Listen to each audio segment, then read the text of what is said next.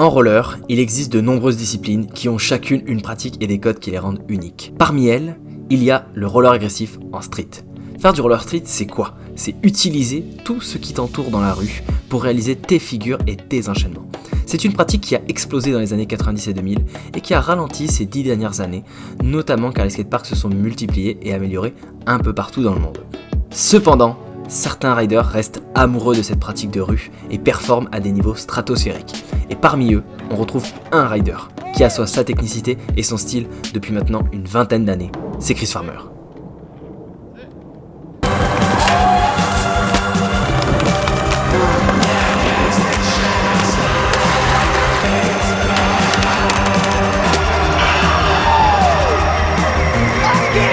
Salut à toi jeune rider, c'est Wikiblade et aujourd'hui on va parler d'un rider qui a marqué le début du XXe siècle, c'est Chris Farmer. Donc Christopher John Farmer a grandi à Minneapolis, au Minnesota. Il a commencé le roller avec ses amis et a énormément patiné. Il en faisait tout le temps. Il a été mordu de cette pratique dès le plus jeune âge. Dès sa scolarité, il s'est imprégné pleinement du roller. Il n'avait pas trop d'amis en dehors du roller et dès que les cours étaient finis, il partait rider avec ses potes de ride. Il avait la chance de rouler avec de bons riders et il témoigne que ça l'a beaucoup aidé pour progresser.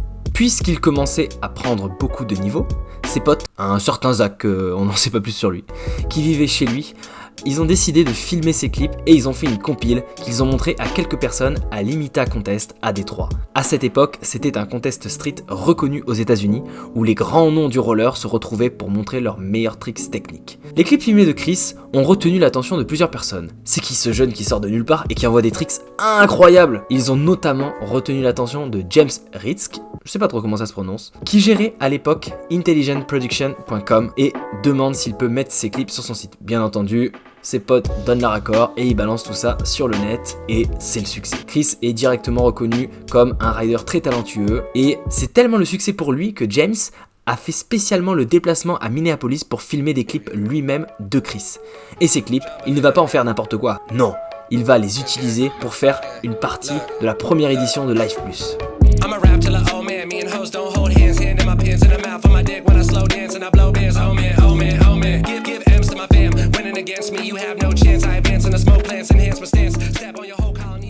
Maintenant que Chris commence à arriver dans cet univers du roller pleinement, il a un objectif, c'est devenir pro rider. Et pour cela, il doit passer au ASA à Dallas, une très grosse compétition de roller où les plus grands noms sont également passés par là. CJ Westmore par exemple, je ne cite que lui, mais il y en a eu plein d'autres. Cependant, les compétitions à l'époque c'était dans du parc et c'est pas trop le délire pour Chris qui est beaucoup pratique street et qui du coup pratique très peu en skatepark et la compétition du coup ne se passe pas super bien pour lui. Il ne se qualifie pas pour passer pro et il n'obtient donc pas le titre d'ASA Pro qui était le titre qu'il recherchait à cette époque-là. Cependant, il n'a pas fait le déplacement pour rien puisqu'il va se faire repérer par un certain Dave Payne Edge qui est chargé de réaliser le prochain clip VG. Alors ça vous parlera peut-être pas, mais à l'époque, il y avait déjà eu une première version qui avait été sensationnelle et très appréciée de la part du public, et du coup cette seconde édition, elle était attendue comme jamais. Ce Dave, du coup, il invite Chris à des sessions filming car il devait venir à Minneapolis pour filmer deux riders importants à cette époque, les deux frères français. Alors, j'ai pas exactement retrouvé qui c'était ces deux riders, mais cette nomination-là, elle est évoquée plusieurs fois dans les articles, donc j'ai gardé ça. Si quelqu'un sait, je vous invite à le mettre en commentaire.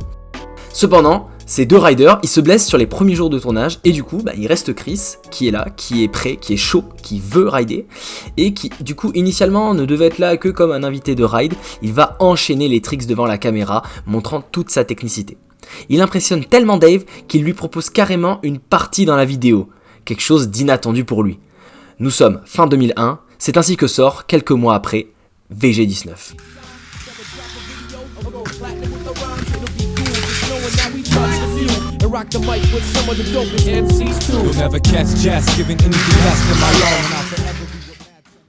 Il se fait à cette époque-là notamment détecté par Mingame, qui est l'un de ses médias préférés. Il leur parle notamment dans un podcast, je vous mettrai le lien en bio qui est super intéressant. Et ce média, qui du coup est très apprécié par Chris, dont fait notamment partie Justin Latimer, un rider emblématique des années 90-2000. Donc à ce moment-là, Chris est aux anges.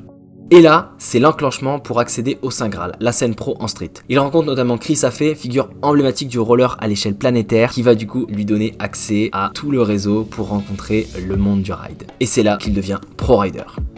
À partir de 2005-2006, Chris Farmer change. Il change dans son style de ride, mais aussi dans son style vestimentaire. Il évolue et se définit en tant que personne unique. Passant d'un style très standardisé à l'époque, oui, c'était l'époque des baggy qui touchent le sol et des vêtements en 3XL. Chris s'oriente vers un style très western. Skin, chemise colorée, chapeau de cowboy, Farmer impose un style qui se différencie des autres riders. Un style qui va déplaire à la masse. Chris ne comprenait pas et ne comprend pas toujours cette attention portée envers son style vestimentaire qui lui appartenait à lui seul. Cependant, ce rejet de la masse va écarter Chris des projecteurs, les marques proposant moins de contrats et l'attention portée aux riders descendant petit à petit jusqu'à arriver dans l'oubli. Et on pourrait croire que ça s'arrête là, mais en fait, c'est là que tout commence. Début des années 2010, Chris Farmer revient sur le devant de la scène. La baisse de popularité ne l'a pas empêché de continuer à s'entraîner, perfectionnant un style unique, réaliser des tricks affreusement techniques sur des spots effrayants tant leur technicité et leur engagement sont élevés. Il ramène également à la vie un type de slide presque oublié de tous, qui avait été expérimenté dans les années 90, les négatifs. Mais alors, c'est quoi un négatif ? Alors si tu sais pas, je vais te faire un petit tuto. Ça, ce que tu vois à l'écran, c'est un soul. Tu slides avec un pied en sous plate, donc appuyé sur l'extérieur du patin. L'autre pied, devant, il constitue le soul, c'est-à-dire qu'il va caractériser la différence avec un autre slide où le pied serait ailleurs. L'autre pied étant, comme je l'ai dit juste avant, la base du slide. Et bien négatif, soul par exemple, ça va être la même chose qu'un soul, sauf que le pied qui constitue la base n'est plus calé à l'extérieur mais à l'intérieur. Oui je sais, c'est fou. Faire un négatif, c'est extrêmement technique et ce pour plusieurs raisons. L'espace pour se caler, il est extrêmement réduit, en général sur la plupart des patins, tu pourras regarder ça, mais ton espace du coup côté négatif, il est parfois 2 fois plus fin que l'espace extérieur. De base, ça n'a pas forcément été pensé pour ça. Articulairement parlant aussi, c'est très contraignant pour le corps. Je t'invite à essayer sur un rail, tu es obligé en fait de tordre légèrement ta jambe d'appui vers l'intérieur, ce qui est très traumatisant pour ton genou, et en plus c'est difficile de faire la place en fait pour réussir à se caler, puisque tu mélanges un petit peu tes jambes, tu es obligé de les croiser et de trouver une position agréable pour pouvoir tenir ce slide. Sans oublier que ce pied, cette jambe qui est en torsion, c'est cette jambe là que tu dois appuyer, donc c'est très complexe.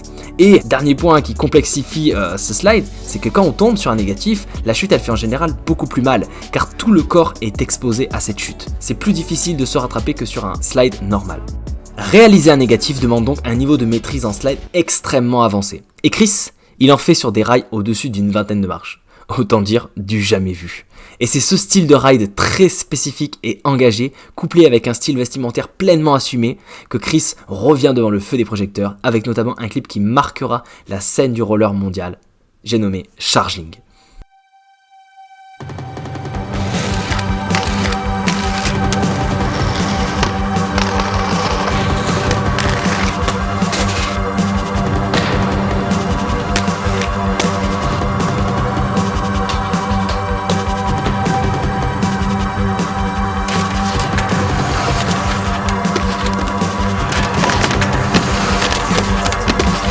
Et ce qui est fou avec ce rider, c'est qu'il maîtrise ses tricks extrêmement techniques en normal et en switch.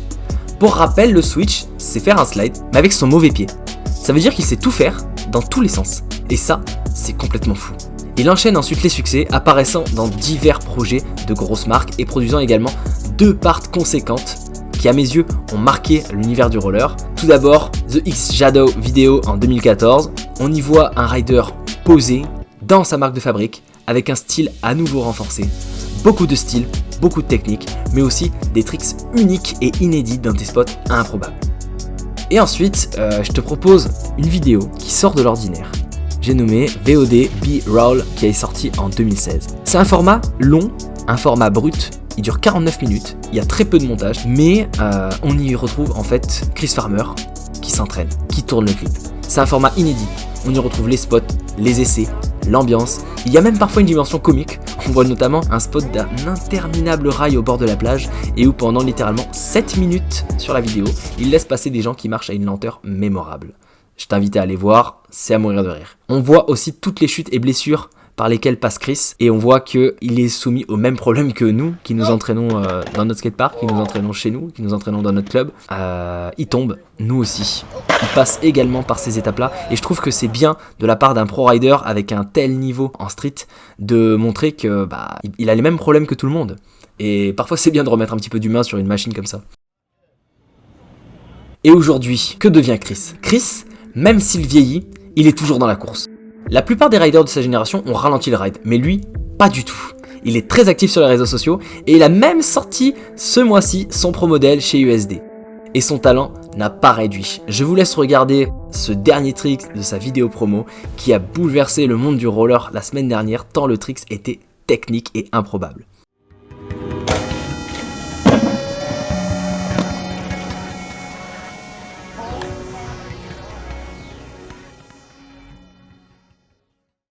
Pour conclure, peut-on dire que Chris Farmer est le meilleur rider street en roller au monde ? C'est impossible à dire parce que c'est subjectif. On ne peut pas décider qu'un rider soit meilleur qu'un autre à un tel niveau de pratique. Ça va dépendre de la sensibilité de chacun, des préférences de chacun, c'est incomparable. Mais ce qu'on peut dire dans tous les cas, c'est qu'il a marqué le roller depuis son adolescence, depuis une vingtaine d'années, redéfinissant totalement les limites du possible dans ce sport. Sa technicité, son engagement et sa passion pour le ride en street font de lui un rider unique qui a marqué des générations et qui continue de repousser ses limites, ainsi que celles de son sport.